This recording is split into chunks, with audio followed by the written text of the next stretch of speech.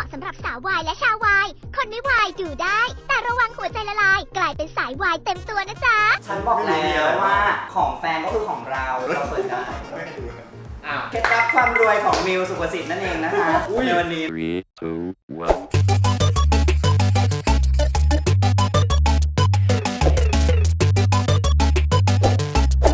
1. และแล้ววันนี้ก็มาถึงนะคะวันที่โซได้กลับมาเจอกับสองคนนี้เลยมิวกับสวัสดีค่ะ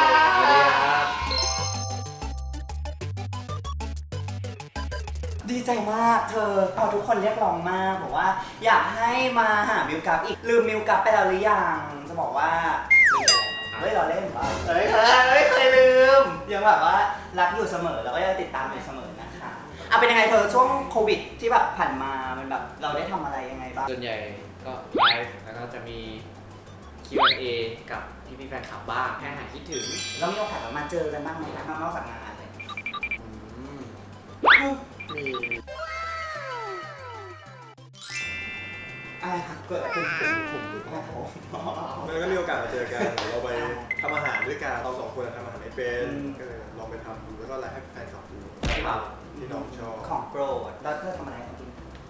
ผมทำอาหารญี่ปุ่นไม่เป็นนะครับ ปลาดิบเราก็คือแล่ไม่ได้ ไม่ หรอก เป็นครับก็ให้พี่มิวกินกะเพรากับผมนั่นแหละครับ นอกจากนี้มีไปทำบุญกัน มีตั้งแต่ของโควิดไปบริจาคเงินช่วยองค์กรทางโควิด อย่างที่2ไฟป่า แล้วก็มีเอาอาหารไปแจก สองที่ สองที่ครับผม แล้วก็มันก็มีแฮชแท็กไง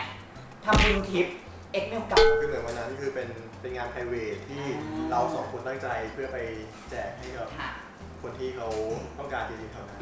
แล้วทีนี้แบบถ้ารวมแฟนคลับมาเนี่ยอาจจะมีปัญหาเรื่องสถานการณ์อยู่ตอนนี้และการชุมนุมด้วยทุกคนแบบก็อยากมีส่วนร่วมด้วยเขาก็เลยตั้งแบบทำบุญทิปเอ็กซ์วิวกับขึ้นมาประมาณว่าเอ้ยเขาอยู่ตรงนั้นด้วยนะคือเสมือนว่าฉันก็แบบได้ไปร่วมบุญอยู่กับตรงนั้นด้วยทางบ้านพี่มิวเขามีการขายขนมเกิดขึ้นน้อง อ๋อใช่ เราก็ลองชิมแล้วไม่ใช่หรอเราก็ลองชิมแล้วไม่ใช่หรอ แล้ว นี่คือทำให้เขาทำ ทำเองตอนนั้นเราทำกันเอง เราไปนั่งปั้น คือไปตับแล้วไปทำบ้านเขา ใช่ครับ มีคนรีเควสต์ป่ะบอกว่าให้พี่มิวปั้นได้ไหมอะไรอย่างเงี้ยก้อนดี ไม่มี ตอนนั้นเราปั้น ทุก ไม่ คน ได้ ก็น่าจะเห็นแล้วนะ เราสองคนปั้นออกเป็นยังไง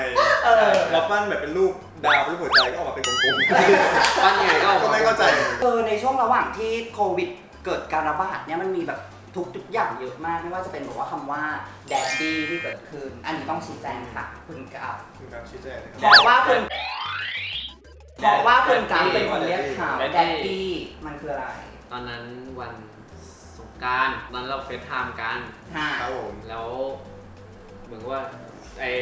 สวัสดีปีใหม่ไทยก็เหมือนกับว่าเป็นไปสวัสดีญาติผู้ใหญ่อะไรอย่างงี้นะก็เลยใช้คำว่า daddy ในเฟซไทม์พนมมือสวัสดีปีใหม่ไทยกันแล้วพอผมเห็นแคปชั่นว่าสวัสดีปีใหม่อะไรครับ daddy อะไรสักอย่าง แฟนคลับเขาก็เลยไปตีความว่าแดดดี้อ่ะมันไม่ได้แปลว่าพ่อ แต่ในความหมายผมคือแปลว่าพ่อความหมายผมคือแปลว่าพ่อไหว้ญาติผู้ใหญ่อะไรอย่างงี้ แรกเราไม่เรียกเขาพ่อได้ไงอ่ะพ่อได้ไงอ่ะ เป็นแดดดี้ไง ต้องเรียกว่าที่รักหรือเปล่าต้องเรียกว่าพ่อ ไม่รู้ครับ แล้วเราคิดว่าเขาเรียกเราว่าพ่อไหมครับ ก็เป็นคำว่า daddy แล้วกันครับเพราะว่าพ่ออาจจะความหมายในอาจจะไม่เหมือนกัน ทางคุณมิวบ้างต้องชี้แจงเรื่อง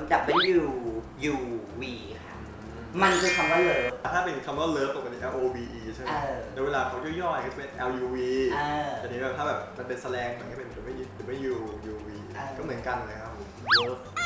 ทั้งหมดก็คือคำว่ารักเหมือนกัน ใช่ครับ ก็ให้เขาเหมือนกัน ให้ทุกคน ไม่หลุดเนาะหลังจากนั้นค่ะมันก็เลยมีแฮชแท็กอีกแล้วค่ะมกฟปกชี้แจงค่ะเรื่องนี้เราทั้งคู่ยังไงคะ นี่อยู่ๆก็โผล่มาแล้วเหมือนเขามาถามเราตอนที่เราออกมาทอกับแฟนคลับใน Twitter เขามาถามแบบของน้องกัฟด้วยของผมด้วยว่ามอะไรนะ มกฟปก มกฟปฟก เธอลองพูดคำว่ามิวกับเป็นแฟนกันนะแล้วเธอจะท่องได้คำนี้ เดี๋ยวกลับไปฟิลิปปินส์กัน ทำไมมันไม่หลุดวะซึ่งของเธอมันแปลว่าอะไรมิวกับไปฟิลิปปินส์กัน เดี๋ยวกลับไปฟิลิปปินส์กันครับอันนี้ไม่รู้พี่คิดได้ไง แต่คือมะกรูดก็คือไม่ มะกรูด มะกรูด เปรี้ยวฟิลเตอร์ ก็คือไม่ยอมหลุดทั้งคู่ก็คือไม่ยอมหลุดว่ามีกับเป็นแฟนกันไม่ได้ กครับ ที่ขอบคุณแฟนคลับเลย ตอนนั้นก็คือเหมือนกับว่า เราก็อยากจะขอบคุณพี่ๆแฟนคลับที่แบบติดตามครบ1 ล้านด้วย แล้วก็เหมือนกับจะเป็นแบบเล่นคำไปขอบคุณพี่มิวไปในตัวด้วย นั่นก็คือ มิวเลียนก็เลยยืมคำของพี่มิวมาใช้แล้ว เขาก็เหมือนเขาก็มีความจิ้นกันเกิดขึ้นอีกว่าทำไมต้องใช้คำเดียวกันกับเขาแบบนี้ ยืมครับยืมมาใช้ก่อน แล้วให้เขาใช้ตลอดไปเลยได้ไหมคะ ได้ อ้าว เคยขอบคุณเขาไหม อุ้ยอันนี้ขอบคุณหลายงานแล้วใช่ไหม เราขอบคุณกันบ่อยแล้ว ขอบคุณแต่ส่วนตัว เกือบทุกงานเวลาไปงานไหนก็จะแบบมีอะไรพูดถึงพี่มิวหน่อยไหมมีอะไรขอบคุณหน่อยไหม น่าเบื่อเนาะ ไม่เบื่อนะไม่เบื่อ ถือว่าดี ฉันเบื่อฉันไม่อยากนั่งอยู่ตรงนี้ เธออะมาเราเข้าถึงกิจกรรมของเราดีกว่าวันนี้เราจะมาคนกระเป๋าวันนี้เป็นแบบว่าทุกคนเรียกร้องมากบอกว่าเฮ้ยทำไมแบบพี่สมไม่เป็นคนกระเป๋าพี่มีพี่กัดสักทีค้าหวั่นใจรออยู่หวั่นใจรอปั่นให้ติดเทรนด์อันดับ1แล้วตอนนี้หวั่นใจบอกเอามาเราเริ่มจากกระเป๋าใครดีเธอ ของการด้วยไหน ของเรานะเอามาเลยนะฮะเรามาเริ่มจากทางกระเป๋าของคุณกับก่อนนะคะ เอาช่องไหนก่อนครับ ให้พี่มีเป็นคนรู้เลยเธอให้พี่บอกกระเป๋าตัวเอง ช่องเล็กๆก่อน เขาแค่อยู่มาทีละอย่างนะคะ แล้วพี่มิวก็เป็นคนบรรยายเสมอมันเป็นของเราเอง นี่คืออะไรครับผม อันนี้กำไรอันนี้ของแฟนคลับให้ ของแฟนก็คือของเรานะคะหยิบออกมาก็ใช้เลย ล้างไหมครับล้างไหมครับ พี่รู้สึกว่าผมมากเลยเหรอคะก็ได้ค่ะ เราต้องล้างมือทุกครั้ง ก็ได้ค่ะหอมนะคะ ฆ่าเชื้ เหมื อ อนน้ำยาบ้วนปากนะ กลิ่นเมนทอนเนาะ ใช่ ใช่ครับผม ว่ะเหมือนแบบบนป่ากูฟังไม่เคยเห็นกระเป๋าใครจัดเป็นระเบียบเลยทุกคนต้องเป็นแบบนี้หมด ใช่ มันเป็นเรื่องปกติ มันเป็นเองด้วย เธอวางไว้ตรงนี้ได้นะอย่างว่าอะไรไหนเอามาดูซิ อันนี้เป็นลายเซ็นของผมแล้วก็ลายเซ็นพี่มิว เรื่องจริง ใช่ครับ มันเกิดขึ้นได้ยังไง มีพี่ๆทีมงานเขาทำมาให้เป็นกลัดครับ เก็บกระดาษสวนกุหลาบค่ะโรงเรียนนี้เป็นโรงเรียนที่ดีมากๆโรงเรียนนี้เป็นโรงเรียนที่ผลิตบุคลากรในวงการบันเทิงได้อย่างเยอะแยะมากมาย แล้วก็มีประสิทธิภาพมากๆตบมือเราสุดยอดค่ะ กีย์การ์ดแล้วก็พวกบัตรประชาชนบัตร ATM อะไรพวกนี้ ดึงขึ้นมาได้ไหม ดึงได้ครับดึงได้ นี่ไม่ใช่เธอ คนเดียวกัน แค่มันจางเนอะ เอาดี คนเดียว ๆ กั ท่าน นใช่ครับล่ะ ทำใหม่เถอะ เธอเป็นเธอ ถ้าว่างๆไปทำใหม่เลยถ้าว่างๆไปทำใหม่เลย เธอตอนนั้นเธออายุเท่าไหร่ อุ้ยอันนี้มหาลัยแล้วครับ อินเนอร์ตอนถ่ายนี่คืออะไร ยิ้มไงยิ้ม ใช่ครับเราต้องจิบ ปิด กล้อง ด้วย ให้ ปิด เพื่ ด้วย อน ปิดด้วย ไม่ใช่อ่ะ ใช่คนเดียวกันครับ อินเนอร์นี้ไม่ได้ แล้วนี่มันจะเหมาะอยู่ยังเร็ว 3 ธันวา67 ครับ ทำไม ต้องใช้ใบนี้ไปอีก 4 ปีนะคะไม่อยากให้เขาดูจังเลยอ่ะเดี๋ยวพี่ปิดให้ แต่ก่อนผมใส่เป็นกระเป๋าตังค์แบบ มันขู่ใช่ไหม แล้วมันแบบมัน แบบ มันแปะมันแปะไปกับอันนี่มันแปะไปกับพลาสติก ก็ใส่ที่ตูด อืม แล้วเวลานั่งทับอะไรอย่างนี้มัน ค่ะเกม อันนี้พกมาเวลาทำงานเกือบทุกครั้งเลยแต่ไม่ค่อยมีเวลาเล่น คือกะจะเล่นตอนพักนั่นแหละ เรามีเวลาพักไหมคะเวลาพักก็ไม่ได้เล่นอยู่ดี ไม่ได้เล่น พี่หรือแบบพี่ไม่ต้องเกรงใจน้องค่ะ อันนี้กระเป๋าตังค์ น้องไม่ว่าหรอกเนาะเนาะ ครับ มีตังค์ไหมคะ ไม่มีครับไม่มีครับ แล้วใช้เงินใช้ชีวิตยังไงคะในการออกจากบ้าน ไม่ค่อยได้ออก ใช้เงินคุณแม่หรือเปล่า ใช่ครับเวลามาคุณแม่ก็ไม่มีตังค์ ถ้าไม่ทำงานก็ต้องเลี้ยงคุณแม่หรือเปล่า หรือว่าทำงานแล้วเอาเงิน ทำ ให้ งาน คุณแม่ ตังค์ผมก็อยู่กับคุณแม่อยู่ อ๋ แล้ อ ว ลูกกตัญญูเห็นไหมล่ะฉันถึงบอกว่าเด็กสวนกุหลาบเป็นเด็กที่ดี ฉันขอย้ำอีก1 รอบนะ เว้บุ้มลากเร่อุ๊ยบ้านะมีแฟนอยู่สวนกุหลาบมีแฟนอยู่สวนกุหลาบอันนี้กราฟอันนี้ได้อยู่ ใกล้เคียงอยู่ อันนี้ได้อยู่แต่เมื่อกี้คือมันไม่ได้ อุ้ยแต่ตอนนี้คือตอนที่ผอมมากเลยนะ แต่ตอนนี้ไม่ผอมหรอ ตอนนี้อ้วนกว่า ตอนนี้หน้าอิ่มกว่า คืออะไรอ่ะ ปิดครับปิด ปิดแล้วเมื่อกี้ปิดอะไรแล้วจะโชว์อะไรเมื่อกี้จะโชว์ท่าไหนโชว์ท่านี้คือโชว์ยังไง เมื่อกี้คือทำอย่างนี้ทำยังไง ปิดกล้องปิดกล้อง อ๋อไม่ให้กล้องดู ใช่ อ๋อจะไม่ให้ใครดูเลยบัตรใบนี้อ๋อโอเคได้ เดี๋ยวพี่เก็บไว้ ไม่ให้ดูกับบอกว่าไม่ให้ดู อันนี้ก็กำไร เป็นพลอยหรือเปล่าก ำไร ใช่อันนี้ก็ของที่แฟนคลับให้ อันนี้เห็นบ่อยมากใส่ทุก ใช่ งาน ใช่ เลย มันมีความหมายไหมเธอ อันนี้ไม่รู้เหมือนกันครับ เป็นหินโชคดีมั้ง ผมพยายามแบบใส่กำไรของที่แฟนคลับที่ให้มา อืม ให้ครบ เธอพูดแบบนี้ไม่ได้นะ คือไงครับ ไม่งั้นหลังจากนี้เธอต้องใส่คือยาวเลยนะฉันบอกให้นะ ก็ใส่เป็นแล้วแต่โอกาสไป อ๋อแต่เธอใส่วนๆใส่ ใช่ ไม่ใช่ใส่วันหนึ่งใส่ทุกคน ใส่ทุก เค เส้ ย น พอแล้วก็คือจะเป็นกระเหลี่ยงแล้วนะ นิยาผมเป็นไอ้นี่ครับร้อนในใต้ลิ้น ตอนนี้บวมอยู่แน่เลยอ่ะ นอนใช่นอน นอนดึกเพราะว่าทำงานดึก ก็ พูดม้าเล่นเกมก็พอ เล่นเกมครับเล่นเกมครับ ถ้าจะขนาดนี้นะ ก็มีแมสครับ ดูหน้าหมดแล้ว อ๋อรู้หน้าหมดแล้ว ไม่มีอะไรแล้ว ไม่เลย ครบถ้วนทุก โบ อย่าง เบครับ ต่อไปเรามาลือคนของพี่นิวบ้างดีไหมครับ ได้ครับ เบิกตัวพยานค่ะ เว ใบใหญ่ด้วย หนัก อันนี้คือกระเป๋าที่พี่นิวเธอหนักจริงๆว่ะ อันนี้คือกระเป๋าที่พี่นิวเขานำไปไหนมาไหนด้วยตลอดเวลา มีแพนด้า มันมีความหมายไหมคะตัวนี้ ก็เหมือนเป็นแบบเป็นสัญลักษณ์ผมอันนี้แฟนคลับเป็นคนซื้อมาให้ แล้วมีแพนด้าเขาว่าน่ารักผมนี่ชักอยากเลยเห็นทำไมไม่มีใครลองกับฉันนะ เราไม่เป็นครับเราไม่เป็นครับ อ๋ออุ้ย อยากจะเห็นมีตัวเป็น เฮ้ยขอบคุณมากขอบคุณกราฟค่ะ ขอบคุณกราฟค่ะ มาค่ะ เราเปลี่ยนเรื่องกันเลยค่ะ ในนี้มีอะไรคะ ๆโอ้ช่องแรก โอ้โห โอ้โห เรียน ไหนเครื่องเมฆอะครับพี่ ไม่ก็เวลาแบบใช้แล้วแบบพี่เย็นเก็บใส่กระเป๋าตังค์ ก็ทุกอย่างก็คือโยนไว้ โยนเข้าไปก่อน ทำไมเธอดูแบบว่าไม่อยากให้ฉันเห็นในนั้น ไม่มีอะไรเลย เพื่อตบเลย เช็คไงเช็คโอ้โห เอามาเลยค่ะมาเลยกล่องดินสอ ต้องดูในกล่องดินสอเลย ดูกล่องดินสอ มันมีลิปสติกหลายอันนะครับ ไม่ใช่ อ๋อโอ้โห ก็เกมอีกแล้ว เกมเหมือนกัน เราเป็นสาวเกมเหมือนกันแต่เราแค่ไม่ได้เล่นด้วยกัน เราเล่นคนละเกม ต่อไปก็ อันนี้คือทำยังไง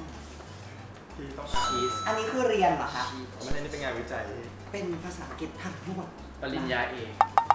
คือดิฉันก็โง่ไปเลยนะคะแล้วก็ดิฉันเห็นภาพนี้เพราะดิฉันอ่านอะไรไม่ออกสักคำเดียวเลยนะคะ คุณ อันนี้คือปริญญาเอกพี่นิว จะจบหรือยังไหนแล้วสิ งาน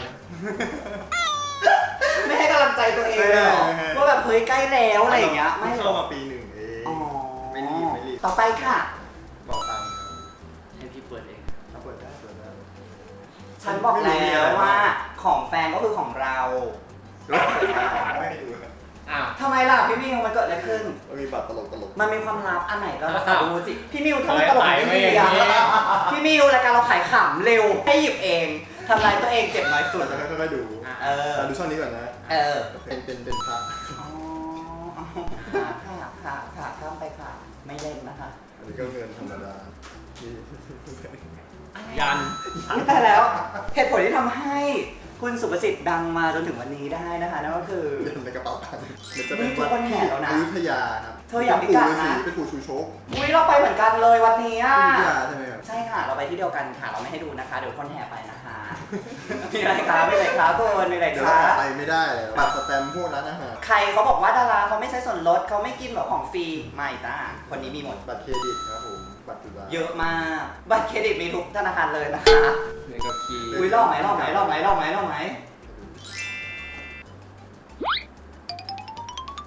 ก็ใช่อยู่ คนนี้คือมิว นี่ตอนประมาณ 20ครับ เฮ้ยอะไรไวอ๋อเลยเหรอ ไม่เอานะตอนนี้ก็อ่อนอยู่ หนึ่ง เฮ้ยอุ้ยหล่อนะเธอในช่วงสมัยอายุ 20 พี่มิวหล่อนะตอนนี้พี่มิวก็หล่อไง แต่ว่าตอนนี้หล่อเป็นแบบว่าหล่อแบบหล่อเป็นแดดดีแล้วไง แต่ดีแต่ดี ตัวแล้ว ไม่ได้เลยเขาบีบอะไรของเขาก็ไม่รู้ ถ้าไม่หัวเล็กมันเกิดอะไรขึ้น พี่มิวไม่เรามันถูกเนี่ยมันถูกบีบแล้วต้องแบบเธอลักษณะหัวคือตอนนี้คือเล็กแล้วก็คือตัวใหญ่มันเกิดอะไรขึ้นคะ ที่สมัยทะเบียนเขาเป็นคนทำของเขาเองไม่มีอะไรแล้ว เธอพี่มิวไม่เอาให้ดูก่อน อันไหนคือบัตรตลก อันไหน ก็ พี่ น่า มิว จะตลก อันนี้อ๋อ ใช่เปล่าเว้ย จริง มันต้องมีอีกกราฟเร็วกราฟ ผมเห็น กราฟมันต้องมีอีกกราฟมันต้องมีอีก ไม่มีแล้ว ทีมมีอยู่ช่องนี้ ๆนี่ไงอันนี้ไง มีใช่ อันนี้อยู่ช่อง ใช่ นี้ จริงสิโอ้โห อันนี้อยู่ข้างใน ไม่ใช่ แอะ หมดแล้ว เป็นตัวแทนหมู่บ้านเร็วกราฟ มีคนโกหกผมนายครับ เฮ้ยไม่มีจริง ตูด ๆหมดแล้ว เครื่องตรวจพิรุษ มีอะไรอีก ลูกอมครับ แล้วก็ลูกอมแก้เจ็บคอ แมสถ้าปิดปาก กันกันแดด